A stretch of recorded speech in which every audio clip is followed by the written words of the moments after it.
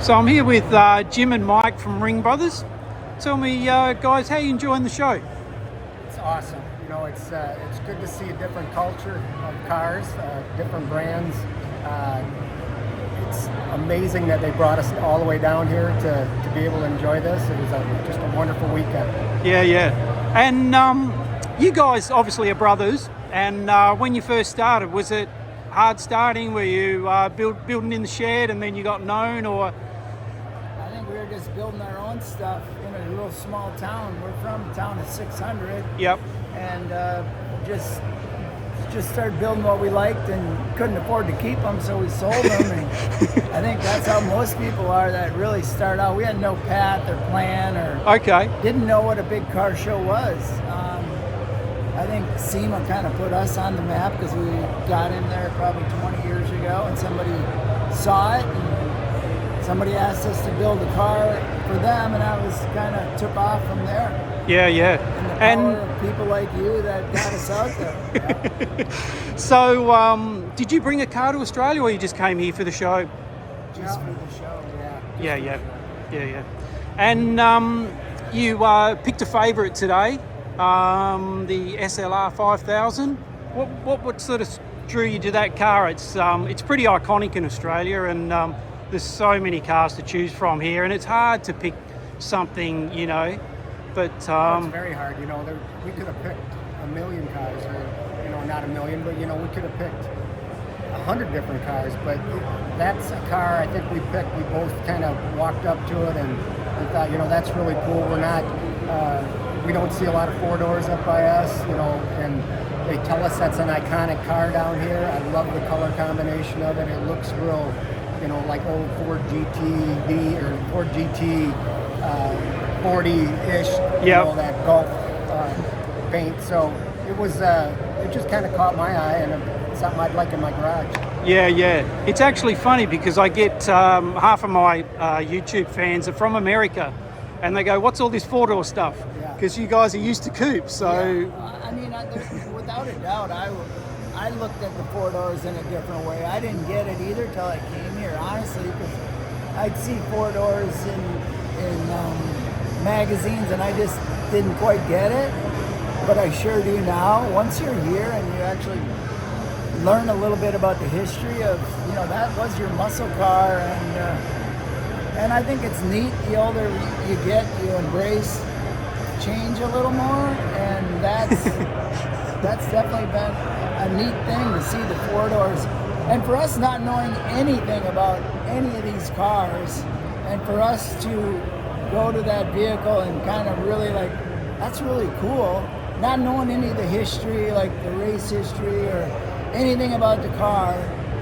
I think it's kind of neat that we picked a car that is kind of iconic. Yeah. And we had no idea. Yeah. What could you give advice for, guys building cars in their shed or anything like that? I think he always said, just do what comes out of you, don't chase other people's dreams or ideas. I think you got to be creative, and it takes grit to get through a car. There's no doubt about it. I mean, it's hard. It's like he says, it's easy to start a car, it's hard to finish it. Okay. Don't change midstream because you see something else.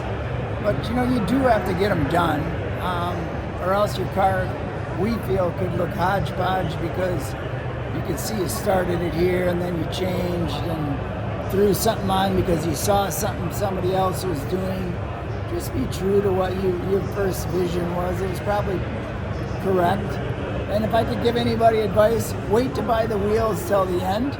A lot of people buy wheels first thing. Okay. And you can date your car pretty quick by wheels. So okay. Buy the wheels at the end. You can get your fitment. A lot of people pick a color and wheels first thing. That's the last things we pick. Okay. Let the car tell you what color it wants to be. Okay, that's good advice. So, yeah, I think wheels can really date vehicles, so hold off. Yeah. And what have you got in the build at the moment? What sort of cars do you have? Like 20 cars in the build, or you only do a small amount of cars and quite? in the shop right now, we've got a 71 DBS Aston Martin, 1970 Barracuda, 72 K5 Blazer, 86 Buick Grand National. That's about it. That's a 69 Mustang. Okay. Fastback. Yeah. Okay. And what sort of time frame, you know, do you take to build a car? Is it a couple of years? Is it, 2 years you know? usually. Yep. If you tell a customer, it's usually a 2-year build. Yep. Approximately 5,000 hours in one of them. Okay. So Okay. that's ballpark of what. Which we do other things like machining and collision work to kind of fill in. We don't put all our eggs in one basket. Okay. And you guys have actually got quite a bit of product that you manufacture now. How's all that going? Going real well.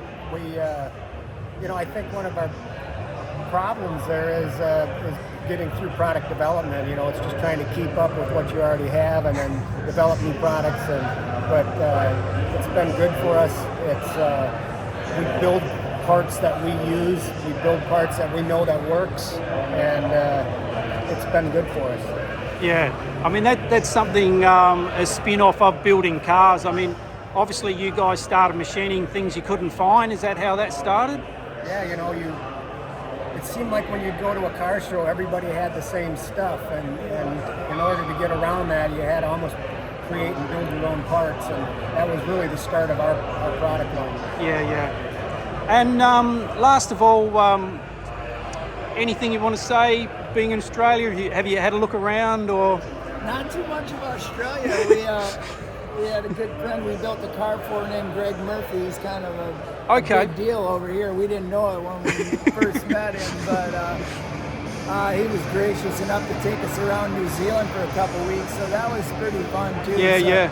We're just at the start of seeing things in Australia, but people here are as genuine and as nice as we ever imagined, so we appreciate that. Yeah, yeah. We're going to finish our trip off here with a trip to Cairns or Cairns. Cairns, yes, up the top. And they said keep your toes out of the water.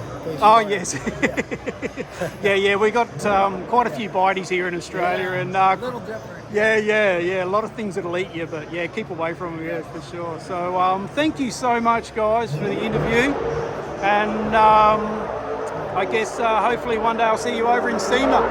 Sounds good, Scotty. Yeah. Thanks, Scotty. Cheers.